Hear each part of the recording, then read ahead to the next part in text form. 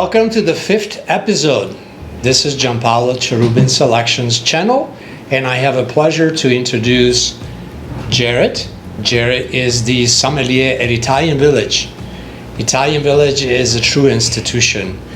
It's going on 94 years since 1927, and it is now on the 4th generation and still standing and still going strong. It's 3 restaurants in one, an incredible wine list, and Jared does an amazing job. Thank you very much. So Jared, I would say a couple of things about the food that I prepared. My inspiration for food usually comes from ingredients and then an idea. So I don't know why I was thinking of pomegranate, and then that triggered Iranian cuisine, and so pomegranate molasses, and then jalapeño peppers, and all this a series of thinking. Then I thought about seafood and tagliolini and the herbs that are in season. So anyway, our first course is tagliolini made with fresh tarragon. We have a lobster tail, some caramelized lemon peel, and then some slow roasted tomato made into a sauce, and some shrimp. Awesome. Well, the dish looks beautiful. Thank you. First off, thanks for having me and having it at your house and cooking me this beautiful dinner. It looks wonderful.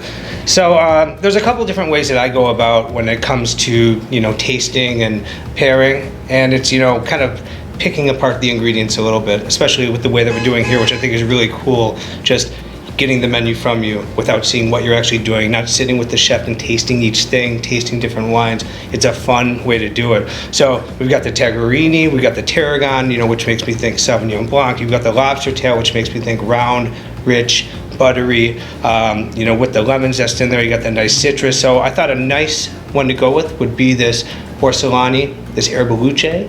I like working with wines that are a little bit more obscure that you're not going to find every day. So the Timorasso and the Erbaluce and some of these different wines. And Piedmont, I think, has some wonderful ones. So what I like about this is you're going to have this nice acidity. You've got this nice character. You've got some nice melon quality, peachy qualities. Definitely that lime that comes through, and but it also has that roundness. So we've got that acid kick, and then we also have that roundness that's going to work really nice with the lobster. So I think the pairing is going to be a winner, and I hope you enjoy it. I'm sure I would love it. I mean, I know the wine, and Gianluigi Orsolani is an old friend and a wonderful winemaker for many years. His wines are always great. But the pairing, I think it's what you pick for this. I think it's right on the money. All right, well, let's dig in. All right.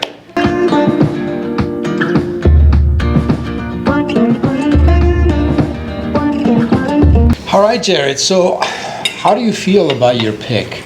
I think the pairing is wonderful, and I think the food's great, first of all, and I think this is a perfect example of having every bite having all the components. So having the citrus from that caramelized lemon peel with the tomato-based sauce, so you have the tagliolini and the lobster, and I think it works great with this because you do have this bright acidity. You have these lime accents that are coming through really strong in the wine, a little bit of peach as well, and then you have that roundness, and it kind of blankets everything. And I think when you combine it in one bite, it kind of brings all of the flavors together in a really nice, harmonious way. So I think you did a great job. I think the wine worked, and I'm excited to see what's coming next. Well, cheers. Yeah, cheers.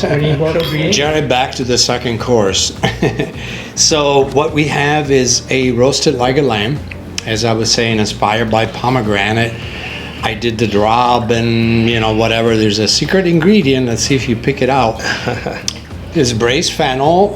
There's some potatoes, which actually one of my really oldest friends in the United States from Sicily, who lives in Florida, hello Mario, has taught me how to make these. They're the easiest thing, and they're just great. And then the slow baked oven tomatoes. So yeah, it looks wonderful, Gianpaolo. Great. So the two wines that we do, we got the Buon Tempo Brunello di Montalcino, the P56. Yes. And then we also have the forgive me, Marina Daniele Scopatino. So two totally different styles of wine. One's a Sangiovese base, from Montalcino, and big in body, very rustic.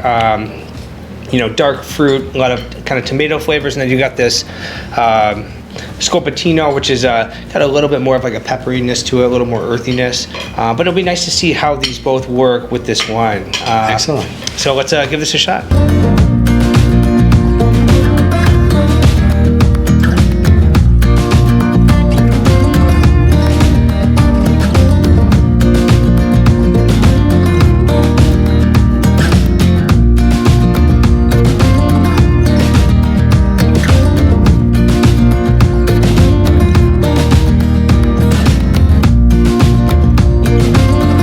So yeah, I think pairings are great, the foods are great, and I kind of touched on a little bit before, but I think some of the flavors from this Brunello, you have this, Brunello is bold Sangiovese Grosso, from Montalcino, and so you've got the same base grape as Sangiovese, which, obviously, but I like, you get this kind of rustic stewed tomato quality to it with this dark fruit. And I think the style of the Buon Tempo with this wine, it's bold, but it's got kind of a soft mouthfeel to it. You've got the acid still pops through. So with the pairing, like I said, I mentioned that pomegranate, that roasted tomato with the lamb, and that chocolate sauce pair perfectly. I think this wine's great. I mean, I think this is a wine that I could drink any day. Yes, with this, especially with this kind of cuisine.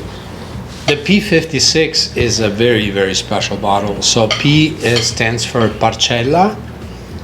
So like the English word would suggest is parcel, or a parcel of a vineyard. So a single vineyard, basically. So parcella number 56 is the name of this particular vineyard. So it's a single vineyard Brunello. Amazing. Very little made and very special, and this particular producer, I call him kind of the new renaissance of Brunello, because it is not the old-fashioned oaky, super oaked, lots of French barrique. They don't like that. They go for more of the elegant style, which is what I like, because I go for terroir, gastronomical wines, basically. So for the last course, this is one of my all-time favorite pastries. It is a Portuguese Pasteis de nata, or pastry cream. It's a take on a French pâte feuilletée or puff pastry, but it's kind of rolled out and made in a little different way, and then you fill the cup with the custard, and you bake it at very high temperature, and it comes out this Pasteis de nata. And then I have sauteed and flambé red plum, because that's the season. I flambéed it with a plum eau de vie from Switzerland, some brown sugar, and there's also some of the caramelized lemon peel that we had in the first course. Perfect. Yeah. So I mean, with this wine, with this great course here, with a Portuguese dessert, what better wine than a nice Porto? So the Adriano Ramos. Thank you, Ray, for bringing this nice 1985 classic. I think it's going to work really nice with the custard, the caramelized flavors. It looks beautiful. I think. Thank you. I think it's going to be great, and I just want to say, nice job.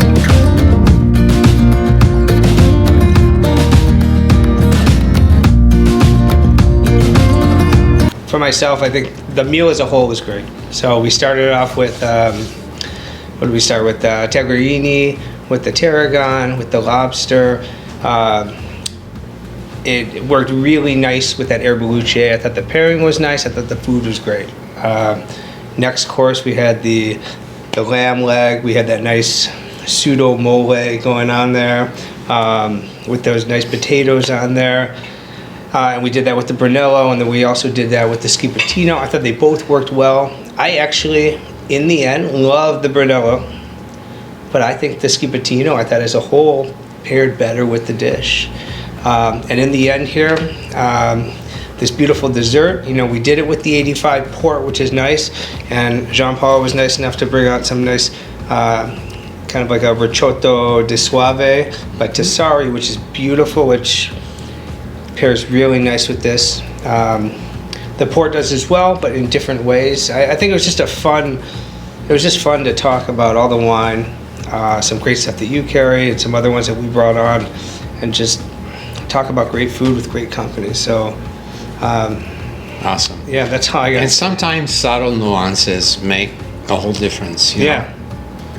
Yeah. Every single flavor adds to something, can change the pairing. Just one little change One can little change everything. Absolutely. Maybe it's affected by some aspect of the wine that is influenced by the pepper or some garlic note. But it's it's a fun game, and I definitely love playing it. And it's fun to play it with you guys as well. And sometimes I find it's interesting when you are with one dish you try to pair and you can't decide. So you're like, okay, I'm going to go with these 3 final selections, and see which one.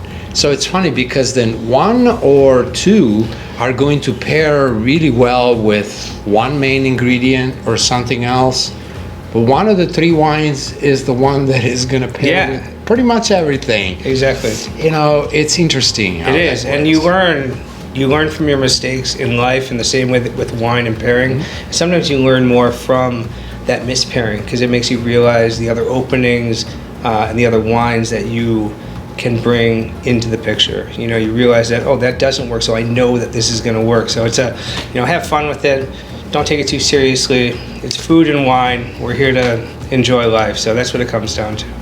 Eat and drink. Eat and drink. All right, cheers. Thank you for tuning in, and thank you to Jared for participating this evening. It was a great experience, and if you have enjoyed the video, please subscribe, and hit that little bell so you get notified whenever our next video is up. Thank you. Thanks. Ciao. Cheers.